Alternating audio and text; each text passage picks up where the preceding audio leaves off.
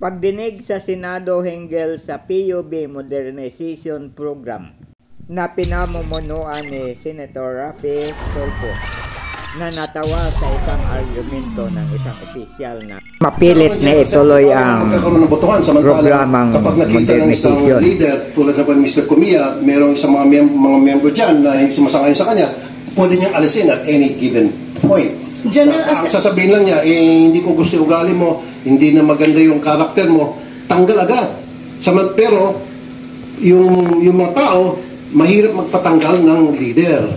Si leader, madaling magtanggal ng tao. Lahat na suspended na mga officers, yun po yung itatayong committee na sinasabi niya para po magkaroon ng General Assembly at yung General Assembly ang magde-decide sino ang uupo.